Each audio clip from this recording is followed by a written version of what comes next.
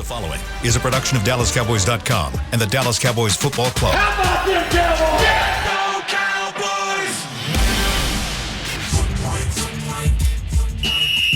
Let's go, baby. Are you ready for a break? Yes. Are you ready for a break? Absolutely. Ready for a break?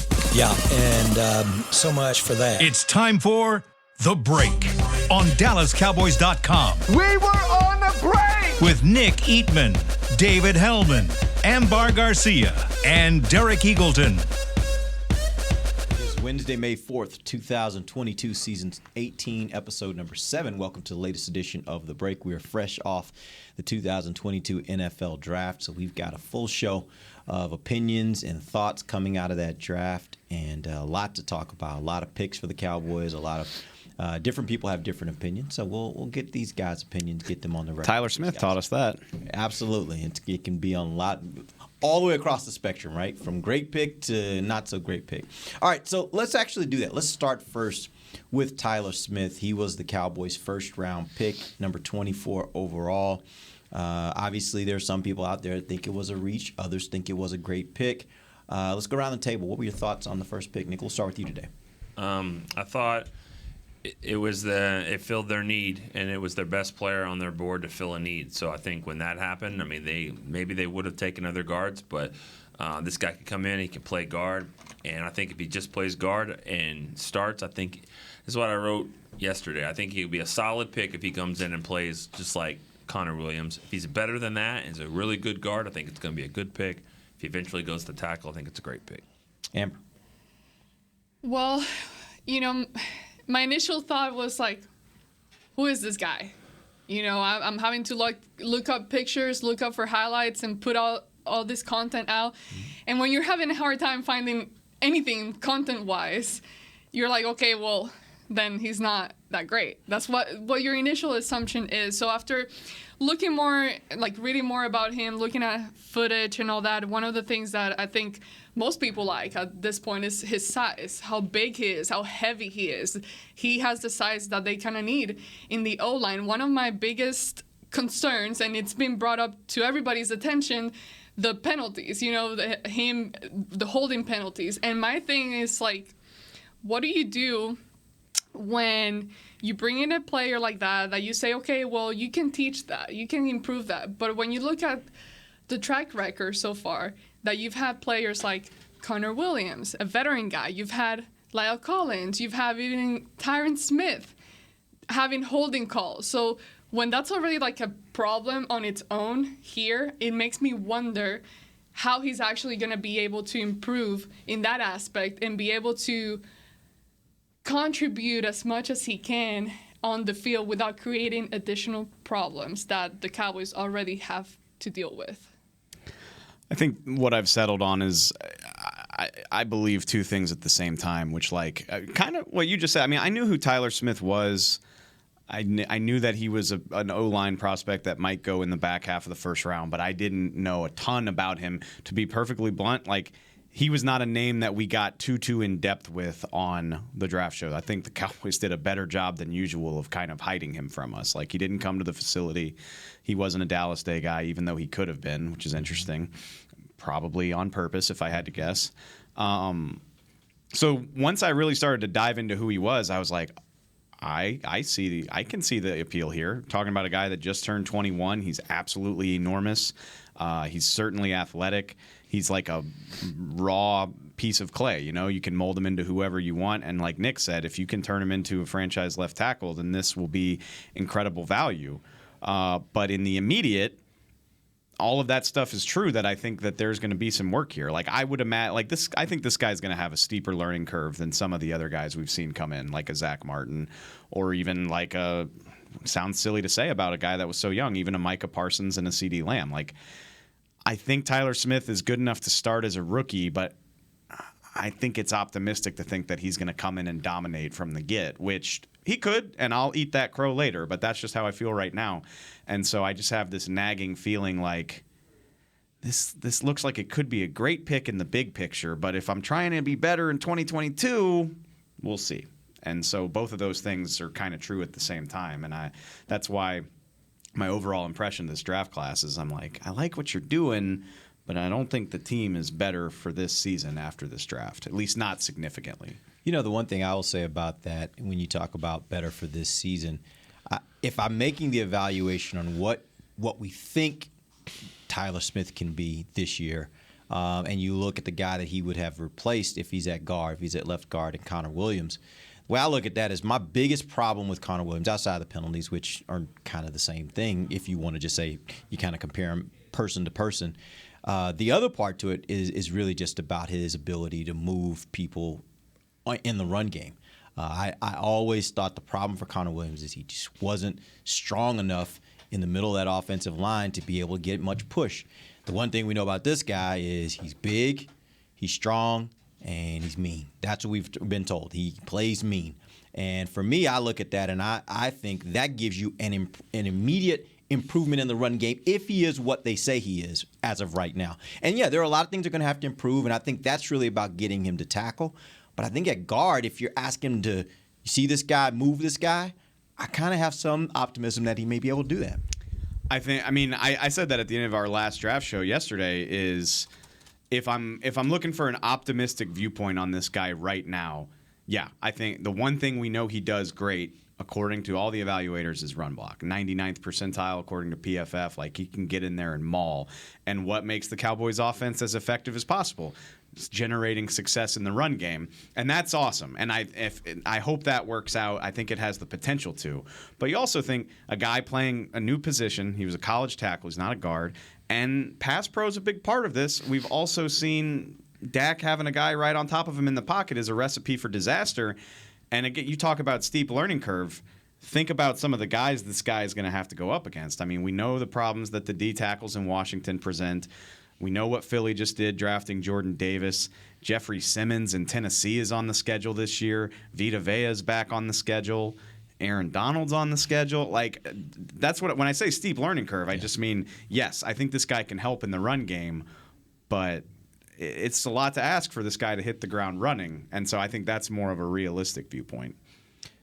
Nick, when we think about, and Amber had mentioned it, but when you look at the penalties, like, how much of a problem do you think that is? Because there are a lot of fans out there that was the first thing they read about this guy. He has a ton of penalties from last year.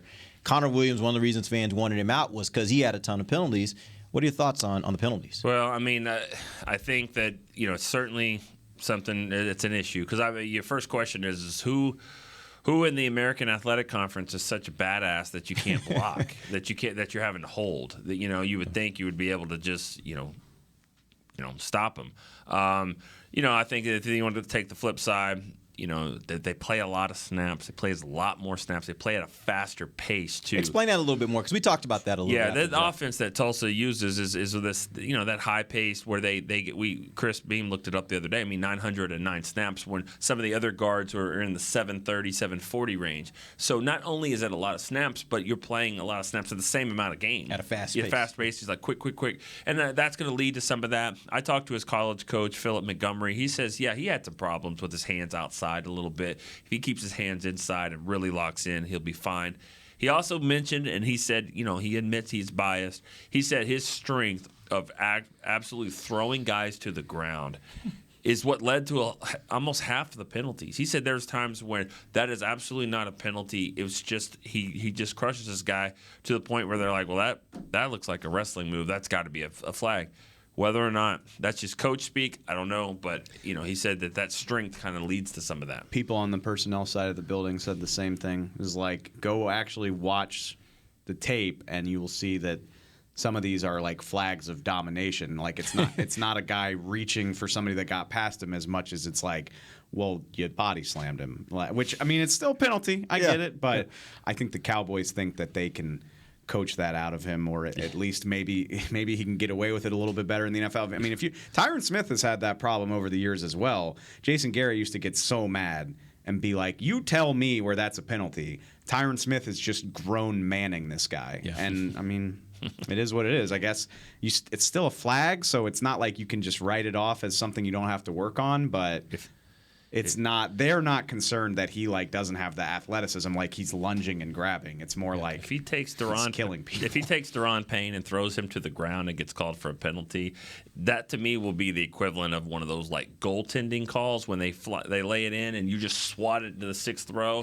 You can have the 2 points, but just know it's going to be like this all day long. Yeah. So kind of take that one. I'll take it. Yeah. All right. I do have a question though. Sure. You know, we keep talking. He's a tackle. He's coming out of a tackle, and he's expected to move to guard position. And I know a lot of O-line men have that kind of flexibility where you can kind of switch them around a little bit. But I've also seen the type of players that they do struggle a lot more when you switch them from position to position. So are you guys just Dave, Nick, in general, kind of expecting that to really be a transition and a great learning curve to happen here? Or is he going to be really a guy that can come in and actually help at the guard position right away?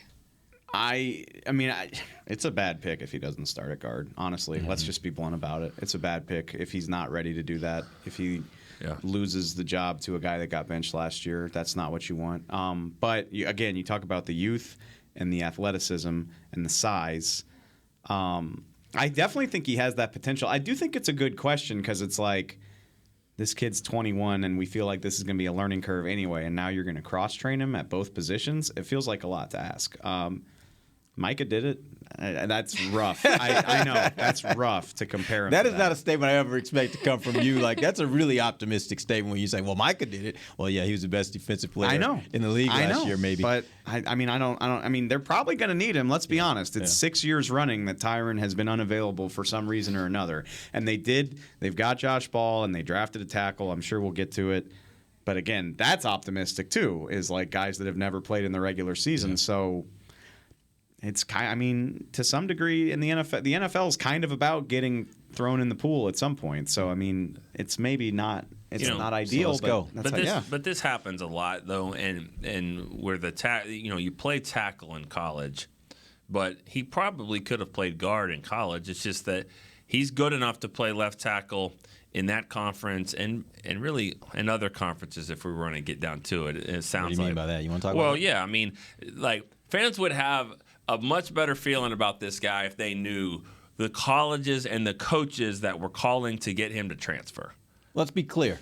Maybe it wasn't the colleges. Maybe it was people that represent the colleges. Or maybe it was people that were just informally inquiring. If he wanted to go to the transfer portal, he could have gone to a lot of schools. And some of these schools, big-time schools. Some of these schools are playing for national championships every year. So that wouldn't be Texas.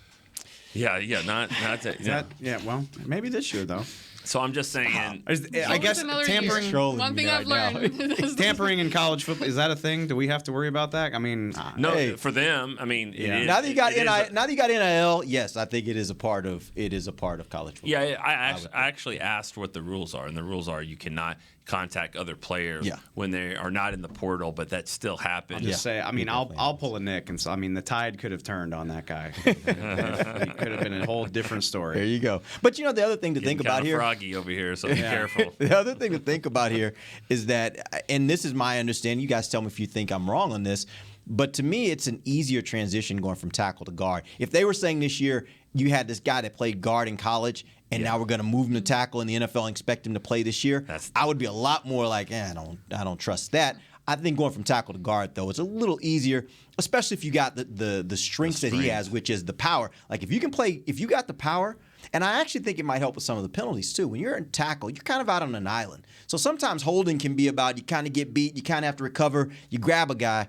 Guard, you got a little tighter box there between the center and the tackle, so there isn't as much need necessarily to sometimes hold. So all those things being considered, I think the transition's actually easier going to guard. So let's say you pin him down at guard. Connor Williams did the same thing. Just throw that out there. Connor Williams may not be as good a player. I know. Maybe he's not as good a player as this guy. But we'll see.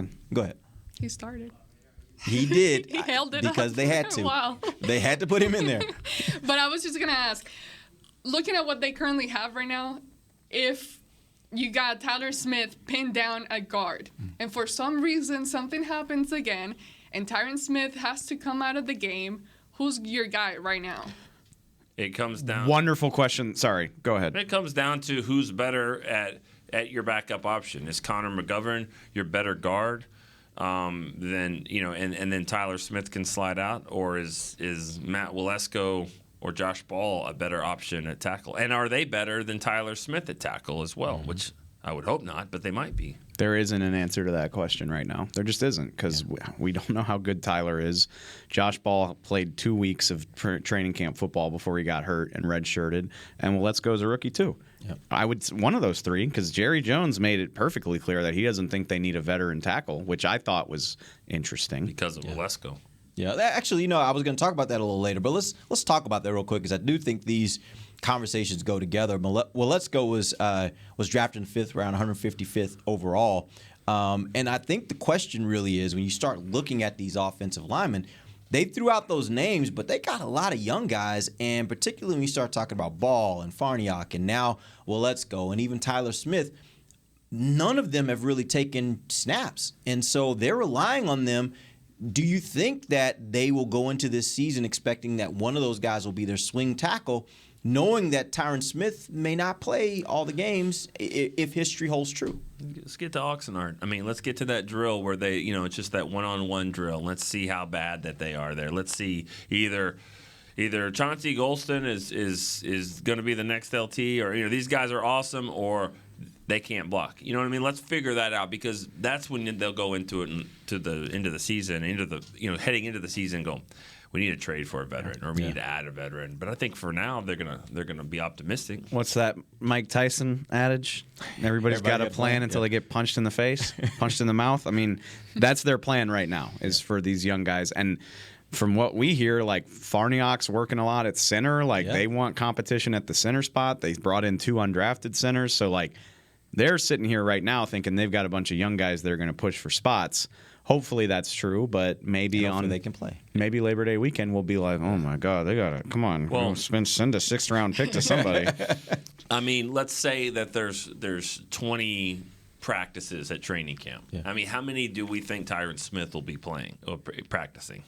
10 or less, hopefully. Yeah. Right. Yeah. So the left tackle here, the backup tackle is going to get a lot of snaps in the preseason games and in practice. So, whoever that is, if it's Walesko, if it's Josh Ball, if it's a combination of both, maybe Terrence Steele gets some reps at the left side. So and going against ones. Yeah. Going against, maybe Micah rushes out of there too. So I think that whoever it is going to get a lot of work at camp.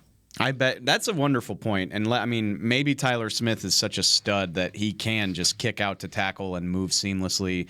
If not, I wonder if they would try to ask Steele to be their emergency left tackle, and Ball or Walesko can be a right tackle. Yeah, I actually was wondering about that. They made it sound like during the press conference that they were going to try to, during camp, give him some opportunities to kind of flip out to tackle and play some tackle.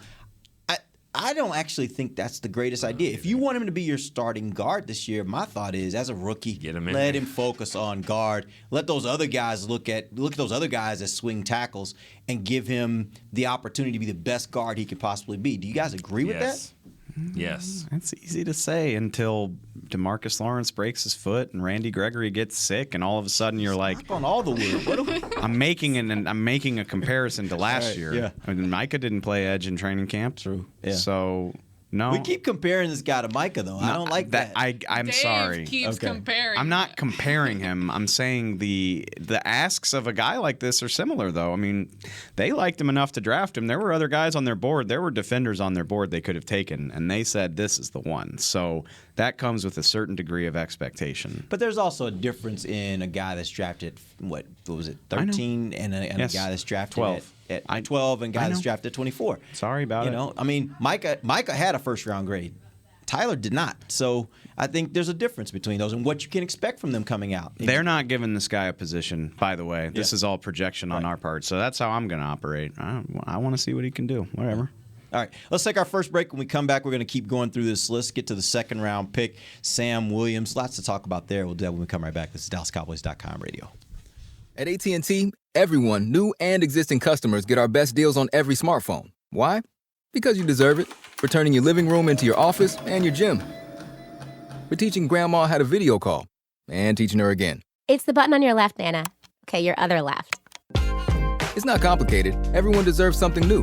So AT&T is giving everyone, new and existing customers, our best deals with every unlimited plan on every smartphone, even the latest ones. AT&T may temporarily slow data speeds if the network is busy. Restrictions and exceptions may apply. Want to use what the pros use? How about the official men's skincare brand of the Dallas Cowboys, Jack Black? Right now, you can get the Jack Black Starter, a curated collection of Cowboys locker room favorites for just $10 with free shipping. The starter includes 4 Jack Black skincare favorites, plus a full-sized intense therapy lip balm. Go to getjackblack.com/Cowboys and use the code word TEAMJB. That's getjackblack.com/Cowboys. The Jack Black Starter, $10, free shipping. The Cowboys way, where 16 Hall of Famers and 5 championships shows us what success looks like. Where turkey is always the second best part of Thanksgiving Day. Where we are all defined by one single thing, the star. Where we as fans know it's our job to keep the tradition going. Bank of America is proud to be the official bank of the Dallas Cowboys and to support the quest of living life the Cowboys way. Copyright 2020, Bank of America Corporation. Before there was a draft, you could size up a cowboy by 3 simple factors: the crease in his hat, the bend of his brim, and his unbending attitude. A man Stetson didn't just protect him from what life threw at him, it projected a rugged, unstoppable spirit. Stetson hats are still American-made with pride right here in Texas. They're still the unofficial crown of all self-respecting cowboys, and Stetson is proud to be on the field with America's team. Find a retailer nearest you at stetson.com/cowboys. Back to the break. All right, whether you're watching from home, cheering from the stands, Essler Lenses will let you you messed me up, Derek. Will let you see every exciting play. Book an appointment at your local Essler experts and find the perfect Essler lens for you. See more, do more, Essler. Welcome back. Second segment of the break, live from the SWBC Mortgage Studios at the Star. We're talking about the 2022 draft. Cowboys just finished. Let's get to the second round pick. Sam Williams, he is an edge. He was the number 56 pick overall. Thoughts on the pick? Let's start with you, Dave.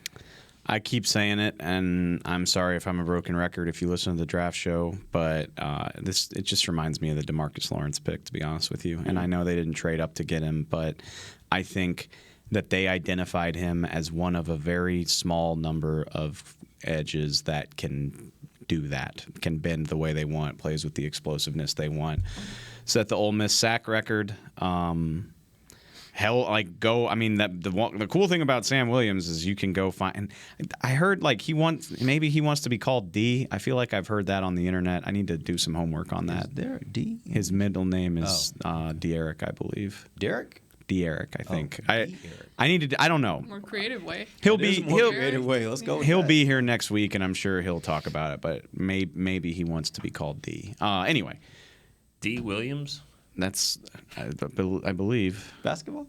I don't know. Right. D. Brown. Was there a D. There's Williams? a Billy basketball? D. Williams. Billy D. Williams, Lando Calrissian. Yeah. May the fourth be with you. Be with you. Yeah. I'm sorry. I always do that. Way off. You don't know Lando? Huh? You don't know Lando? I didn't. I'm sorry, listeners.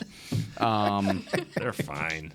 It's better to talk about that than talk about the issues with this guy. Well, that's the thing. Well, we're gonna get to that. So, tell me what you think of him as a player first. You can go find tape of him holding his own and kicking ass against the guys that got drafted at the top of this draft, like Evan Neal and Charles Cross. It's a very typical Cowboys pick. I'm not saying he's better than the Kayvon Thibodeaux and Aiden Hutchinsons, but he's on the short list of the 4 to 6 guys that can do that. Were there any stuff. more left on the board at the time that they picked, or was it one of those situations where if you're going to get one of those guys, this is your last chance? And to Nick's point, he was probably still available for a reason. That wasn't about how well he bends the corner. You said DeMarcus Lawrence. I think Randy Gregory is also a guy you can compare him to in this pick because they. Which I didn't mean to say DeMarcus fell for character concerns. Right. I just they went up and got him aggressively because they were this is the last guy. We got to get him, or else we're not getting an edge rusher. Gotcha. And that's how they felt about this as well. Yeah, and I think the reason why he fell is for the same reason maybe as Randy Gregory. It's just they're just so teams are probably so concerned about his off the field issues that he's had, and there's a lot of them, and also his character, his demeanor, just there's a lot of things about him that are scary. The tape has to be really, really good to offset that. And I guess y'all are looking at tape here. Sorry, yeah, I'm actually looking at him. He's got some really good highlights. Yeah. I mean, you watch him play. No, that's Liberty. I got this. Or this Lamar, life maybe. Yeah, it looked like Mississippi State. I'm guessing he's going to have a few from that game, probably. Yeah. What are you saying about Liberty? It ain't Alabama. No, it's not. It's Amber, not, your thoughts? It's not SEC. Well, my initial, again, I always like to go from my initial thought to where I'm at now. My initial thought was like, what's up with these second round picks that the Cowboys always make, that with them they bring in some kind of issue, whether it's injury related or off the field related. Now, I decided to put that aside after listening to the press conference and say, okay, well, they clearly say that they've done their investigation. They've talked to many other people to get their input on this guy's demeanor, personality, and him as a person. So they've done their homework and felt confident enough to bringing him here to the building. But watching him as a player and watching highlights and all that, he looks like he's a pretty good player. He does. He has the size. He has the build for it. He looks, and good thing we have numbers that's gonna differentiate players and all that and their names, because he has a similarity face-wise with Micah Parsons. I don't know if you kind of. I actually think he has a similar build. Yeah, I agree The with build you on that, too, though. I but think he has even a the build face. that can- I saw this thing. I'm scrolling down and I'm like, why is Micah wearing a 54 number jersey? And that was Sam just posting the number that he's gonna be wearing. But yeah, physically he looks like he's pretty good. So I'm excited to actually see him play and see what he can do here, because as a player he looks like he definitely has talent. The other thing too is Ole Miss asked him to do a lot of dirty work. Like, he gave an interview recently where he talked about, like, they had him playing a 4 inside technique where you're like head up on a tackle or in between the tackle and guard, more so than like playing out wide, which, not that it affects the Cowboys, but Trayvon Walker out of Georgia is a very similar story where Georgia just asked him to do a lot of stuff as an edge setter and a run defender. So he definitely did do some of that stuff, but Sam Williams, he did more than just play the edge and just go after the quarterback. So I think there's even more that you could probably tap into. Like, purely from a football standpoint, I think it's a very good pick. But 1 year after doing something very similar and you already sort of have misgivings about it, it's totally fair to question that logic. Because I think, Nick, you and I have talked about it. I mean, I think we all liked Randy as a person, and he did do some amazing things, but like over the course of 7 years, did you get your bang for the buck in terms of how often he was on the field? Probably not. Jalen Smith, did it work out the way you wanted it to? Definitely not. Kelvin Joseph, you're already feeling not wonderful about it, and now this, and for as smart as they feel when they do this stuff, the return on investment hasn't been great. It hasn't. Let me ask you guys this question, though. Is this an across the league thing? Because I would think for a lot of teams, the second round is about guys who have first round potential, but for whatever reason are in the second round. And that can be for off the field, that can be for injury concerns. Like, that would seem to me like that would be across the league a trend that a lot of teams do. Is that the case? And maybe just because we cover the Cowboys, that's what we see from the Cowboys. But really, this is every team that deals with this. I think it depends. I don't think there's that many guys that have character issues like that. Or injury issues or whatever it is, right? Yeah. Again, I say it all the time. It's about stealing value, and that's what they're trying to do. They try to steal the value of a really good player that doesn't look like a second-round pick. But there's probably half the league that's like, we're not messing with this guy. And honestly, if you read some of the stuff from their reports, from their internal reports, you would have never drafted him.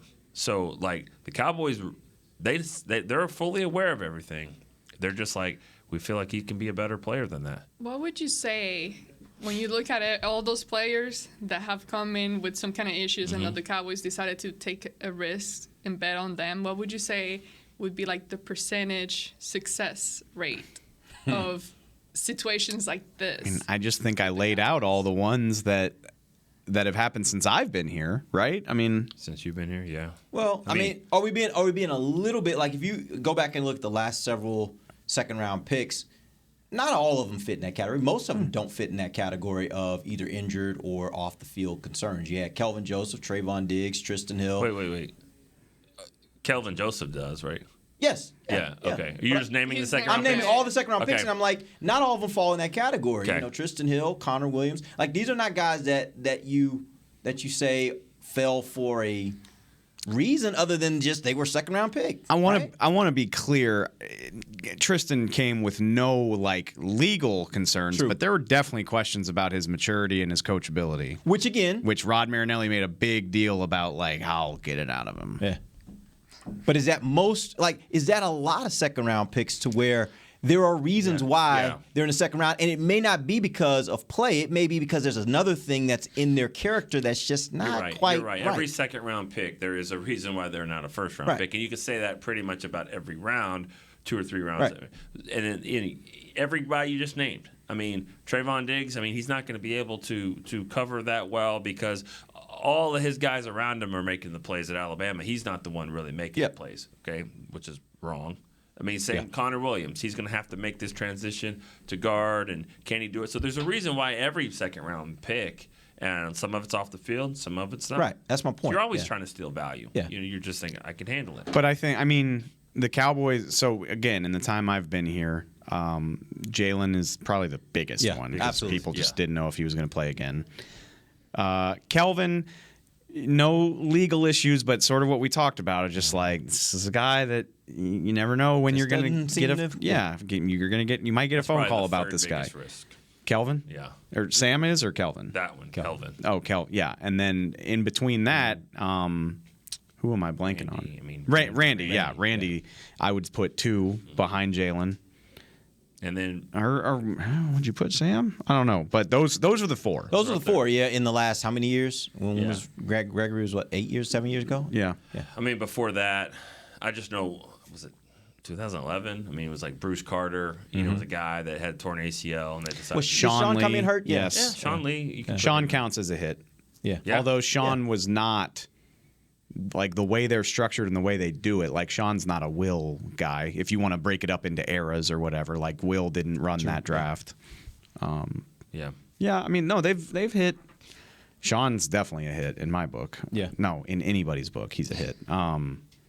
But yeah, just recently it hasn't worked out as well as you would have hoped, considering how willing they are to do it. And obviously the story's still to be written on Sam. The story's still to be written on Kelvin Joseph. Like, we don't know about them just yet. Obviously, there are things that you're concerned about, but they hasn't been written yet. There were off-field character concerns about Micah, and he has been nothing of that sort has really followed him in his NFL career to this point. He's been a model NFL player as far as I'm aware. All right, let's move on. Let's go to the third round. A pick that I think across the board, everywhere I've looked and seen people writing or talking about the Cowboys draft, they point to this pick as one of the best, if not the best value pick that the Cowboys got. At the 88th overall pick, they get Jalen Tolbert, wide receiver out of South Alabama. What are your thoughts on that pick? Nick, let's start with you. I think that, he was probably the guy that they had, rated as their best receiver at the time, and a player that they wanted to draft in the second round. Jerry wins, some of these debates, and I think he won that one with Sam Williams. But Tolbert was on their board for the second round, so to get him in the third, I think that they're really excited about that. Smaller school guy, but showed up against some of the better competition at the Senior Bowl, but also against like Tennessee. That's what you're looking for. Amber? I feel that this guy is he's gonna be the player that I feel is gonna be able to give you the most out of all the draft picks that the Cowboys selected. So I'm excited to see him. He has talent. He, based on his position and the current situations that the Cowboys are dealing with at the wide receiver, he's the one that's gonna be able to contribute right away. And I think he will do a good enough job for it to turn out well, at least this year. So I'm excited to see him, and that's my favorite one, just as most people. He has been the favorite one in this draft. There were important voices in the war room that wanted to take him at 56, like meaningful people that thought it was a good idea. He's versatile. I love his skill set. I think he's the most ready-made player of anyone they drafted. I'm not saying he's going to take the league over, but I expect him to be a starter. Michael Gallup caught 33 balls for 500 and something yards as a rookie. I think he's capable of that type of contribution right away. So let me ask you, I want to further that question on the fact of him being NFL ready. Is he NFL ready enough to be able to start the season contributing maybe even more than will be expected of him in the second half of the season due to the fact that you're probably not going to have Michael Gallup? Michael Gallup did it as a rookie because they cut Dez and they signed a bunch of guys that weren't long-term answers. Yeah, I mean, I think he can do something. I think he'll be in the starting lineup week 1. I mean, guessing. Yeah. Just, of course, we can always be wrong, but I think so. Yeah. I mean, we'll see how quickly he picks it up, but I think so. I mean, this is a guy that they had targeted. They wanted Dak to call him to see, and that it let them kind of create some chemistry, which I think, they were able to do that. So that's a good start, and we'll see. I mean, they don't have a lot of options at receiver. I mean, it's going to be CD and James Washington, and I'm talking about at training camp, and he'll get a lot of reps. If it's not Tolbert, it'll be Noah. Or we throw Jake Ferguson in there and just go 12 personnel all day. Let's go to Jake Ferguson. He was a 4th-round pick, number 29 overall, tight end. Do you think he can immediately come in and maybe make them kind of flip their model from last year they were mostly an 11 team to maybe going back to some of the stuff when Jason was here where they did a lot more 12? Do you think that's possible for him in his rookie year? I hope he doesn't flip their philosophy as a team. I think receiver is still a strength of all of this when it's all said and done. But early in the season, let's say before Gallup is back, I'll be disappointed if he doesn't win the backup job. And I don't know if he will. But again, like Nick said this about Tyler Smith. Like, I don't care what they say. I think they tilted their board toward their needs, and that's fine if you're right. But I think it was Jake Ferguson at 129 all day once some of the other tight ends got taken. I think they had interest in Trey McBride at 56. He got taken before they picked anyway, so it didn't matter. They really liked Cade Otton out of Washington. He was the first pick of the 4th round. Mm-hmm. And from that point on, I think they were like, this is our guy. It's Jake Ferguson. Yeah. So to target him and really, I don't even think they debated that pick the way that they debated the Sam Williams pick or whatever.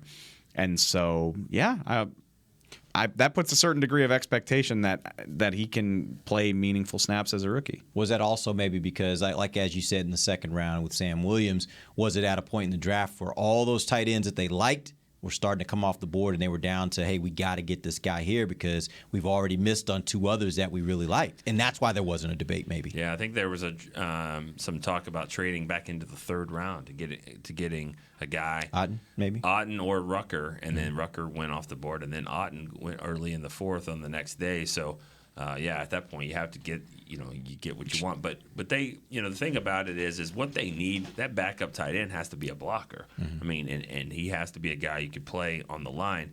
And I would hope, being at Wisconsin, I would hope that's they run the ball a lot. He gets on the field. It's a first team All Big Ten. So if you're first team All Big Ten, you're obviously getting your stats, but you're on the field a lot because they're running the football. So he's doing. Are we showing blocking? Yeah. No, we're not showing the blocking, but we're showing him kind of catching passes. But that was obviously downfield pretty good. Yeah, that was actually the first thing I thought about with any tight end prospect was I'm looking, can he block? Because that's been the thing I think they've missed more than anything else at the tight end position. Probably going back to when Martellus Bennett was here. I don't know that they've had a really good blocking tight end in a long time. And I really think that's necessary for them if they're going to get their running game going. Colleges don't put out blocking tight ends the way that they used to. But it's like fullbacks, right? If I'm looking for something to be optimistic about, this dude's coming out of one of the 3 or 4 programs that really still does ask their tight ends to do that. I mean, Wisconsin, power I, run the ball down their throats. So again, I hate to say ready-made about a 4th-round pick, but I would hope he knows how to do a lot of the stuff that they would ask of him as the 2nd tight end. Yeah. And you're not asking a tight end to be a dominating blocker. You're asking a tight end to be a get-in-the-way blocker, a willing get-in-the-way blocker who I can would love it if position he his body be a dominant Yeah, blocker. but I just don't think that's, like you said, they're not creating those guys. They're not developing those guys in college these days, by and large. If you can get someone who's willing and knows how to position his body in the right way to just create creases and to be able to maintain where they are, I think that's all you really need. You don't need somebody that's getting pancakes. Some of the scouting reports that I read, I mean, some of the things that they highlighted on there was just that he's a decent, pretty good blocker. And after I started watching some of the highlights too, he might not be the guy that just holds up the guy there forever or anything like that, but he will buy you those extra seconds that you might definitely need on a play. So at least that's a positive and something to look forward to this year at the tight end position. I was watching him there. Yeah, absolutely. He has a good size, too. He's got some Witten to him at the end. I'm talking about In the what way? end of his career, Witten. In the way that, like, there's not a lot of like, yards after the contact. Mm-hmm. You know what I mean? Like, he's not breaking a lot of tackles. He kind of goes down right then. And his blocking is kind of a in-the-way type of blocker. Mm-hmm. But, I mean, you know, that's not the worst comparison you could have. Well, I didn't think Jason was a great blocker, but at the height of his career, I thought he was a very effective blocker. Yeah. And if you can get somebody who's effective at it, that's really the key. I bet And, he's see what on you do the with that. field. I bet he probably gets, other than Tyler Smith, I bet he probably gets the most snaps of anybody on the More than team. Tolbert? That'll be close.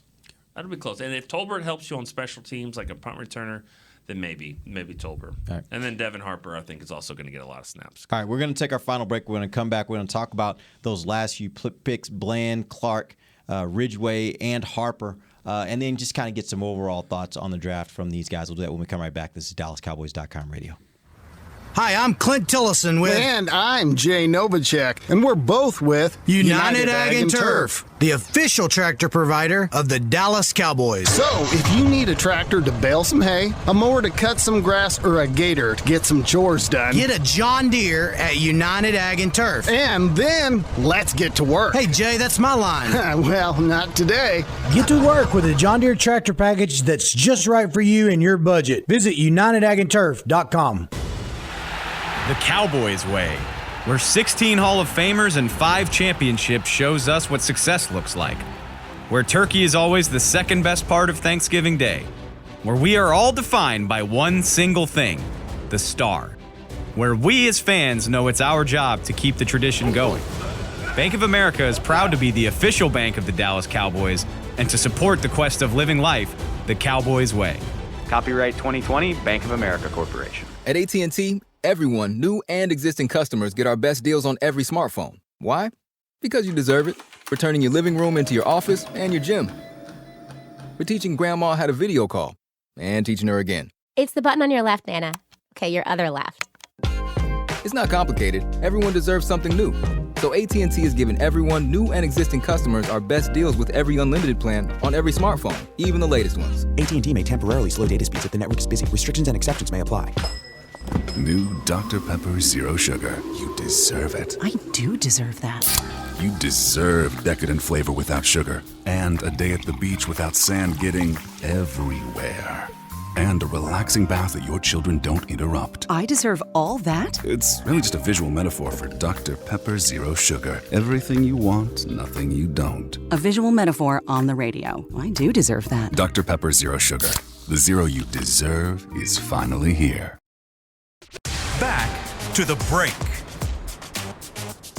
Miller Lite proudly presents the first Cowboys Taco Fest at Miller Lighthouse at AT&T Stadium this Saturday, May 7th. Celebrate Cinco de Mayo with world-class tacos, drinks, live music, and more. Take advantage of early bird pricing with tickets as low as $15. Visit SeatGeek.com, the official ticket provider of AT&T Stadium. Taco Fest. Welcome back. Final segment of the break, live from the SWBC Mortgage Studios at the Star. And we got to the first of 4 fifth-round picks when we talked about Matt Waletzko. Let's talk about those other 3 picks, and none of them, to Dave's chagrin, was a kicker. But my chagrin went out the window when I saw what Cleveland did. I mean, they drafted Cade York ahead of Jake Ferguson. 4th round's too soon for me. I just, So I felt okay about that. And then the rest of them fell out of the draft. I still would have liked them to get one, just... I would have drafted York. I mean, how can you argue with the strategy when they had their? I mean, Dicker win an undrafted free agency like everybody else. Yeah, but you didn't get him. I don't know if they were trying. Maybe they didn't want him. Yeah, maybe they didn't want to get him. Maybe they weren't trying. I would have loved to have them get some kicker What's to bring he here just trying to to compete. Huh? They brought in one that was undrafted. Did they? Gary Bay. I'm not telling you. This guy's fine. I'm not telling you that he's the truth, or that you have to trust it. But I heard reliably that Jonathan Garibay is the one that John Fossil wanted. Like, that's the guy he liked. Just telling you. I'm just telling you. He's just telling He's you, 15 Derek. out of 16. Why are you doing? Why you direct Inside that of at me? 50, 15 out of 16. Inside of 50. Perfect inside of 50. 15 to 16. 15 out of 16 on the season, 14 out of 14 inside of 50. Right. And he hit a 62-yarder. To win the game. And have you ever been to Lubbock? No. It's windy. Don't think I ever will. It's windy. I heard Fossil went to Lubbock. Oh. To go see him? Yep. He worked Loved him out. him? Yeah, No, that's- worked him out. Again, 62-yard to win the game. Look, not I'm before not the gonna, half, and to win it. Yeah, I'm not going to argue that. I mean, But I will say he's only. I wanted my guy. 54 out of 56. Okay, your guy went to a team that has a Pro Bowl kicker. I know. I don't understand that. Kicking that's also why I competitions was are weird, wondering though. why, and that said to me the Cowboys and a lot of other teams probably weren't trying to get him because if you go somewhere like that, you're probably like, yeah, I'm probably not going to make the team. But But it's weird with kickers though, like because even when you're on another team, you're auditioning for another team's job. And they have Matt Gay, he's a Pro Bowler. Dicker's probably going to get a lot of run in the preseason, and if he does a good job, he could wind up somewhere else. Like it seems counterintuitive, but I sort of get it in a weird way. I just think I would have thought that he would try to look for a team where there's at least less of a like dominant guy there, and then you might have a chance of not having to go audition for somebody else. You literally stay where you are. But who knows? I mean, that might have been the only opportunity he had. Who knows? I was gonna say like it's weird, man, because a great example is Matt Ariza, the San Diego State punter. People call him Punt God. Yeah, he was the third punter drafted. And outsiders are like, what the hell is going on? Why doesn't anybody want this guy? And meanwhile, the NFL is like, we're good. They're like, he's got a great leg. That's awesome. He outkicks his coverage all the time. His directional punting isn't amazing. We like these other guys better because they do what we ask them to.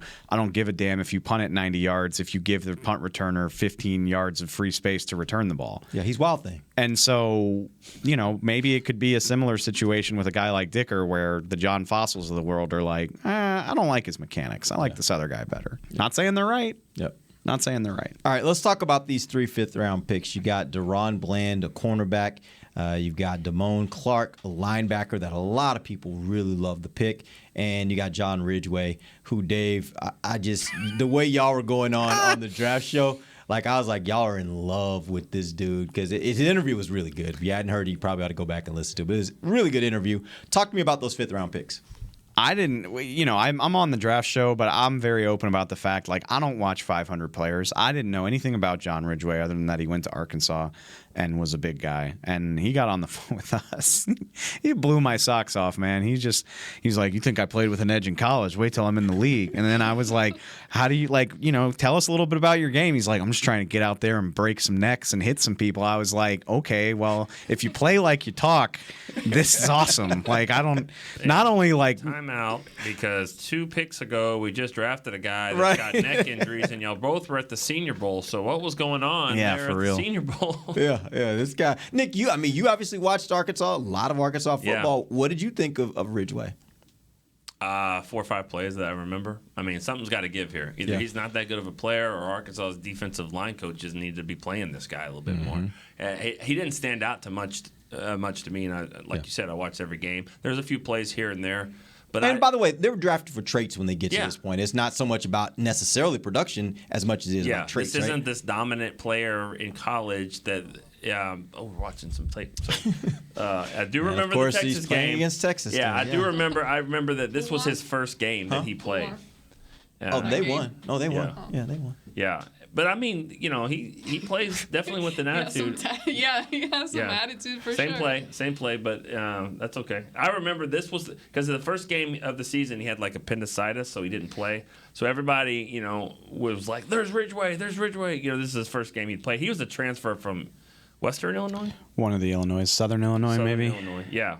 They got one in every direction. Yep. Yeah. So the East one was from Romo. The West one was a guy named, we drafted that 3rd-round pick. Remember him? Western Illinois linebacker? Illinois State, I'm sorry. Oh, Illinois State. God, 6'6", 320.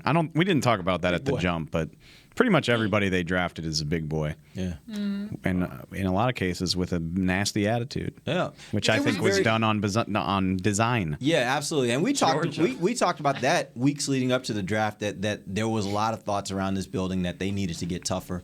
He needed to get a little meaner, get a little more attitude.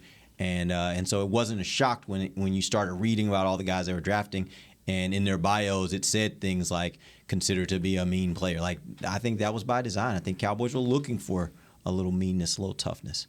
Go ahead. You about to say something? Oh no. I was just gonna say, when he gets up and does his little like celebration thing, it reminds me of Antoine Woods. And it's funny because it is. He does the exact same thing, like he had the flexing. same number too. Yeah. But I was gonna say one thing that did surprise me. I guess I shouldn't have been expecting that, but for some reason I was a little surprised to see how many players they drafted on the defensive side of the ball. Like I was expecting to see a lot more on the offense, but also surprising was the fact that they did not make any trades. We've been talking about them trading up or doing whatever. They kept all their picks at all of their positions, overall picks, and I think they had a few targets in mind in a few spots, and those didn't materialize. Like tight end in the third round being one of them. I think the guys that they really liked didn't fall far enough. The first round prospects that they were really in love with to the point they had an opportunity to trade back in the first round. That was an interesting one, mainly because of the player that the team was trying to get up to get. Tennessee was trying to get Tyler Smith. Yeah. And then I think I'm like fighting off a sneeze. I'm sorry. When you get to this point where you have 5 or 4 fifth-round picks, Steven said it, is like their grades were really well favored starting in like the 4th round going through there. And I think they were just like, why not pick 4 of these guys that we have really good grades on, and hopefully we'll hit on at least a couple of them, which I don't mind that strategy at all. That's why I don't have super strong opinions about any of the day 3 guys, because you're just throwing darts. And then the more picks you make, I think the more likely it is one of them will be a good player. Your guy, Damone Clark, they got in the 5th round, 176th overall. Let's watch this tape. What was that? Damone Clark? Oh, yeah, no doubt. Because the thing about him is everybody, I think across the board, everybody believes this guy is way better than a 5th-round pick. But because he had to have surgery on his spine here back in March, I think there are a lot of teams that obviously allowed him to slide down their board. Do you think this was a good investment for the Cowboys? I think from a value standpoint that this is the best pick that they made. Just because there's no risk. I mean, if this doesn't work out, it's a 5th-round pick. Go look at their history with 5th-round picks. It's fine. But this guy should have gone in the top 100. I think if healthy, he would have been drafted higher than Jabril Cox was last year. So I know everybody says like, top 100 or so. Is this a guy that could have been a late 1st round? Is he a guy that's more like a 2nd round? Is this a guy that's really more 3rd round? I peg his range somewhere between 50 and 80. And teams feel differently about different guys. There's no real way to narrow it down. So late 2nd, early 3rd. 2nd or 3rd round pick. Late 2nd, yeah. 2nd or 3rd round pick. I really believe that. He's a tackling machine. He had 135 tackles last year. Is that what he does best? Yes. He does. He doesn't miss tackles, or he didn't. Just as a biased LSU fan, it was so much fun watching his growth, because most guys that come into LSU are highly recruited, and through humble brag. No, they just are. It's the same thing at Texas. I'm just messing with you. And he didn't really hit that ceiling his first 3 years, and you were like, okay, I guess this Damone Clark is just a guy. And then in 2021, he just hit his stride and became that dude. There's some pass rush element to his game. He had 6 sacks last year. He sacked A&M twice to win the game last year. 2 plays in a row, he was like, I'm ending this game. I don't care. I'm going to get this guy. Starting defense. Whoa. Coverage is not his forte, but we see he's this. not. But he did do this. Down the field. No, he's just an all-around good player. From what I see from here, his awareness is really off the charts. Yeah. He recognizes where the play is going to be, and he goes and gets it. Now, coverage is not his forte, as he makes an interception 25 yards downfield. But I guess it's the elephant in the room. Okay. Oh, did you see him just run that guy down? I'm sorry. Go ahead. No, that's fine. We're at the point where. Are we going to see this guy? If we see this guy ever, then it's going to be great. But can he? Neck fusion surgery on a linebacker, that's scary. But just Leighton Vander Esch had it. Yeah, just to be blunt about it, though, that's what makes it such a great pick. Is no, doesn't make no. But when you spend, But the way you said it's like as if that was. he had it last year and he played throughout this past season. Yeah. So when you spend pick 34 on a guy who might not never be the same, it's scary. And with all due respect to Damone, it's not scary when it's pick 178 because. Again, go look through the history, or 176. I'm sorry. Look through the history of what they've done. Like, odds are you were just going to spend it on a guy that you cut in a year or two anyway. Right. Who, even if it was healthy. And it's like, oh no, he's not going to play this year. Well, Simi Fehoko got a jersey like 3 times last year. Right. So this is low risk, very high reward. And if I know anything, he's wearing number 18. That means something at LSU. That means that you're like a football first. High character, team leader, the classic like Jason Garrett, right, kind of guy. Will McClay told me yesterday, he was like, I was blown away by his approach. They met with him at the Senior Bowl, and he was like, this dude's just all business. Like, there's not to say he doesn't know how to have fun, but like he's dialed in on the job. You need some of those guys. And so if somebody's going to overcome this and come back as good as or better than he was, I feel fine betting on this guy. Sean Lee type of player? Yes. I like it. I mean, there is no downside to this pick as far as I'm concerned. And the good thing about that, too, is when it comes to rehab, now you can't rush injuries back, especially necks. You know, Cowboys wouldn't allow you to do that. But you know he's going to be diligent in the work, in the rehab, and everything it takes to get back and to get back as quickly as you can. And that's what I like about it, especially when you're dealing with an injury. You know, are you going to be dialed in? Are you going to be locked in even though you're not practicing? Are you going to be able to be up to speed? And it sounds like he would do that. So when it comes time for him to play, he should be ready because if football really matters to him, he'll make sure that he does that. We heard Stephen Jones say that you can't. They don't completely count out the fact that he could play this year. You guys buying that? I buy that it's possible, but I don't know how likely it is because, again, so the timetable is 6 months, which suggests that he could be ready by like November or December. But then you think a guy that no camp, no OTAs, no training camp, no getting your feet wet, and that's also the time of the year where if things are going the way that you hope they are, that you're sort of trying to gear up and get ready for big boy football. Which maybe he could come in and give you a shot in the arm, or maybe you're like, or maybe he's just a special teams guy, give you a little support on special teams this year, right? Yeah, you don't have to close the door right now. So you don't have to close the door, but I'm not setting super high expectations for year one. But everything I just said about making sure he's he's locked in and all that, like if you just said you're out of football this year, maybe he won't be that way. Let's just see. Let's see what happens. Yeah, he seems like he would be the type to be like, challenge. He's like, the hell I am. Yeah. That's actually. They said the same thing about Jalen Smith, if you remember. Mm-hmm. They didn't close the door on Jalen Smith playing that year when everybody else was like, he's not playing this year. But Jerry didn't do that. Tell me about DaRon Bland, because he's a guy that, as you started kind of looking for information, there wasn't a lot of information out there about him. But he was taken in the 5th round, 167 overall. What are your thoughts on DaRon Bland, the cornerback? He fits the type. He has long arms. Mm-hmm. I've seen his tape. I mean, haven't seen much, but one thing that did stand out to me was how freaking long his arms are. Like, it's like a frog.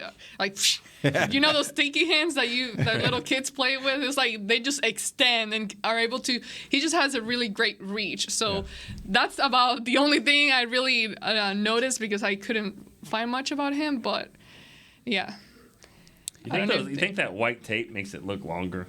You know, the tape on the back of his arms. No, I like that play right there a lot, because he's getting turned and he recognizes the ball at the same time. I mean, a lot of times when you're getting turned, you're just trying to make sure you stay with the guy. But what I like about him, and Dave, they probably studied him more or talked about him a lot more. But what I like about him is that he's a big physical guy. He's also a track guy. He's the track guy. He can run. He's a long jump and a sprinter. So I mean, like he's a track guy type. He's just an athlete.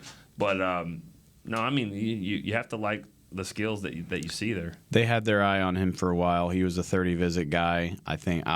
Dan Quinn obviously really likes him, or else you don't draft him. I think you talk about the traits like good size, good athleticism, good measurables. Wait. Does he score off of this play? Yeah. This is one of the greatest highlights I've ever seen. That was a really good Hold return, on. yeah. You think about everything that happened on that play. He probably ran 40 yards just to chase and get the interception. Get and up then the ran field. through traffic. A few broken tackles. Yeah. Okay, I have a backup kick returner here with Tony Shoot, Pollard. I was going to say, maybe he can be a return man. I mean, seriously, that's a heck of a play because That you is. get that interception a lot of times and you're like, okay, let me go out of bounds. But I mean, he's like, so I can celebrate. Yeah, that was it. I love the idea. I mean, there might not be a position on the team where there's less pressure to contribute right away. At least as long as we're assuming Kelvin Joseph is going to be around, which I am right now. Then you're like automatically 6th on the depth chart, and this can be a year. You know, Dan Quinn's probably going to just try to mold you and contribute on special teams. Like I don't see a huge defensive role for this guy right away, but the traits give you a real chance to grow. Absolutely. A lot of people are listening to us. They listen. You know, they're not watching the video. They're just listening to the audio only. What game was that he intercepted that ball? Do you know? It was a blue team, and he plays for Boise Fresno. State. Oh, Boise. Boise I was going to State. guess Air Force, but yeah, Boise State. Okay. That was Fresno versus Boise. Yeah, go check it Probably out. a 9,900-yard interception return. That was a heck really of a nice play. Yeah. All right, we appreciate you guys joining us. We'll be back next week. Next week we'll get into a little more big picture of. Can't get the Harper. No love for Devin Harper, huh? Y'all want to tell me real quick about Devin Harper? I'm stealing this from Nick's thing yesterday. Like, I mean, that's a guy that can play a lot of special teams for you probably right away. Right away. Okay. Is he 30 years old yet? No, Is he like 25? He was at Oklahoma State for at least 6 years. He redshirted, got his COVID year, so he was there for 6 years, and so he's 24. He's like the super senior, Okay. but he runs a 4.4, and he's a run and hit type of guy. That's what Will McClay told me. He's like, this guy runs, he hits, and last year he had 11 tackles for loss on defense. That's a lot of tackles That's for a lot. loss. Yeah. So that's just last year alone. So Is he going to get any burn at linebacker this year, you think? Yeah, I think so. I mean, I think that's why they took another linebacker, knowing that Damone Clark's not going to be able to play right now. He'll play some backup linebacker, but play special teams. I feel a lot more confident, which, I mean, they protect their draft picks anyway, but for being pick 193, I feel more confident than usual that he would make the team because Damone Clark's a pup guy for sure. Mm-hmm. And they don't have a ton of like special teams type of guys on their linebacker course. Yeah. So never like write it in Sharpie, but for being pick 193, I think he's got a very clear path to the active roster. Yep. All right, we appreciate you guys joining us. Back next week, we'll get into some big picture stuff around this draft and what it means, holes that may still exist that they may need to fill. We'll talk about that next week. Till then, for Nick Eatman, Dave Hellman, and Amber Garcia, I am Derek Eagleton. This has been The Break, live on DallasCowboys.com radio. This has been a production of DallasCowboys.com and the Dallas Cowboys Football Club. How about this, Cowboys? Yeah!